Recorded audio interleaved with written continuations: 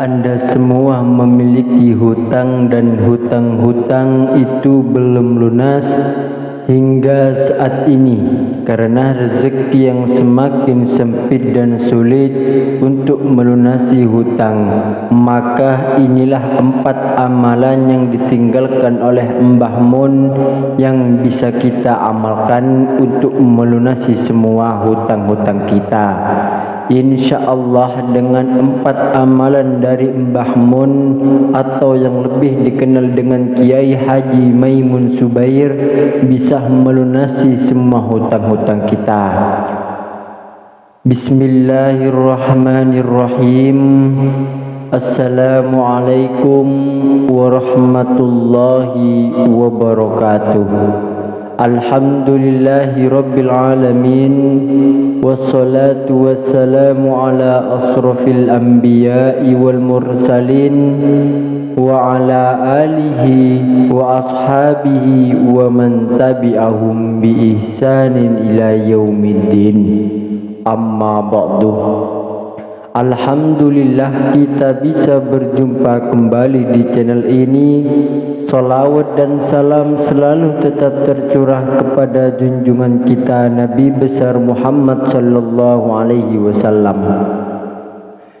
Sahabat beriman yang dirahmati Allah, pada kesempatan video kali ini saya akan menyampaikan satu buah amalan dari seorang kiai yang sangat terkenal, yakni Kiai Haji Maimun Subair atau yang lebih dikenal atau lebih akrab dikenal dengan Mbah Mun. Mbah Mun memberikan satu buah amalan, yakni dalam melunasi hutang. Mbah Mun memberikan 4 langkah-langkah ataupun 4 cara dalam melunasi hutang-hutang yang semakin hari semakin menumpuk. Tidak lupa tentunya saya berdoa kepada Allah Subhanahu wa ta'ala semua saudaraku yang menonton video ini selalu diberikan kesehatan, dilapangkan rezekinya, diampuni dosa-dosanya, dan dikabulkan segala hajat serta keinginannya. Amin ya rabbal alamin. Sahabat beriman yang dirahmati Allah, Mbah Mun atau Kiai Haji Maimun Subair meninggalkan 4 buah warisan atau 4 buah cara yang dapat diamalkan setelah sholat subuh. Dan pasti hutang yang menunggung, yang menggunung akan segera lunas apabila kita ingin mempermudah dan dimudahkan dalam mencari rezeki, serta hutang cepat lunas. Karena itu janganlah lupa selalu untuk meraktikan 4 warisan dari nasihat Mbah Mun ini. Setelah sholat subuh, 4 langkah dan 4 cara ini menurut Mbah Mun selalu dilaksanakan oleh beberapa wali setelah mengerjakan sholat subuh. Bila dilaksanakan pasti membawa kebaikan, berbentuk rezeki yang tidak pernah disangka-sangka, yang datangnya tiba-tiba sendiri. Apabila 4 amalan ini dilaksanakan selepas subuh, karena itu rezeki ditanggung akan tiba sendiri dan akan cepat menjadi kaya raya. Seperti apakah amalan dan tata cara dalam melunasi hutang yang sangat singkat ini? Simak videonya hingga selesai. Namun sebelum kita lanjut, bagi Anda yang nantinya ingin mengamalkan amalan ini, silahkan tulis qabil tuh dan sebut semua hajat Anda di dalam kolom komentar. Insya Allah akan kita bantu doakan dan bantu aminkan bersama-sama. Mudah-mudahan dengan banyak orang yang mendoakan segala hajat Anda akan segera diijabah oleh Allah Subhanahu wa ta'ala. Amin ya rabbal alamin. Sahabat beriman yang dirahmati Allah, adapun 4 amalan atau 4 langkah yang diajarkan oleh Mbah Mun dalam melunasi hutang-hutang yang semakin menumpuk adalah sebagai berikut. Yang pertama membaca surah Al-Insyirah dan juga surah Al-Fil. Jadi waktu subuh amalkan qobliyah subuh. Untuk yang masih muda, di rakaat pertama membaca surah Al-Insyirah dan di rakaat yang kedua membaca surah Al-Fil. Begitu kata Mbah Mun, karena menurut Nabi Muhammad sallallahu alaihi wasallam, orang yang ingin membaca kedua surah itu dalam salat qobliyah subuhnya akan ditanggung, tidak akan disulitkan dalam hal rezeki. Kemudian Mbah Mun juga mengutarakan bahwa jika melakukan salat sunnah 2 rakaat saat sebelum salat subuh dan dalam salatnya membaca surah Al-Insyirah serta surah Al-Fil, maka dia akan terbebas dari fitnah dan juga kemiskinan. Kemudian yang kedua, amalan yang selanjutnya adalah membaca alimah tasbih. Kata Mbah Mun, amalan yang ini benar-benar disarankan untuk dibaca di akhir zaman saat ini.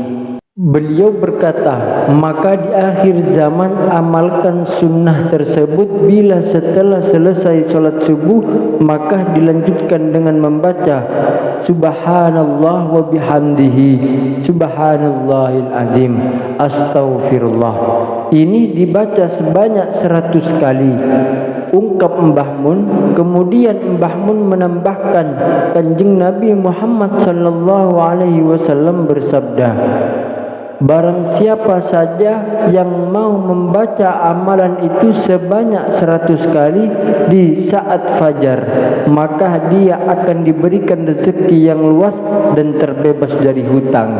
Kemudian amalan yang ketiga atau cara yang ketiga adalah membaca dan mengamalkan doa antas salam.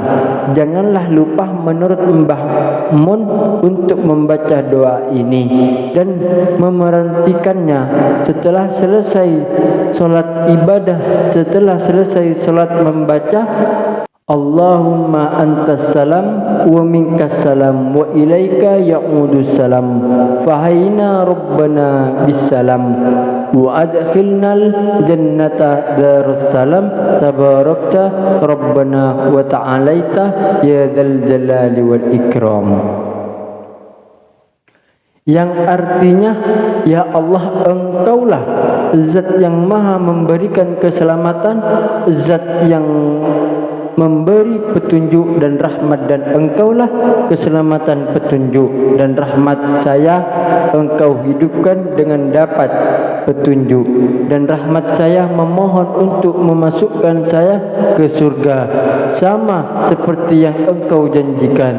Engkau zat yang maha berkah, maha besar. Amalan yang keempat yang diajarkan oleh Mbah Mun adalah membaca zikir sebanyak 100 kali. Jadi benar-benar disarankan oleh Mbah Mun atau Kiai Haji Maimun Subair untuk membaca zikir sebanyak 100 kali. Setelah selesai solat, kegunaannya supaya terbebas dari semua jenis permasalahan yang sangat-sangat memberatkan. Mbah Mun atau Kiai Haji Maimun Subair menambahkan, jika ingin terbebas dari semua permasalahan yang sedang kita hadapi, maka bacalah zikir ini. Subhanallah wa bihamdihi Subhanallahil azim Astaghfirullah. Subhanallah wa bihamdihi Subhanallahil azim Astaghfirullah. Subhanallah wa bihamdihi Subhanallahil azim Astaghfirullah. Baca zikir ini sebanyak 100 kali.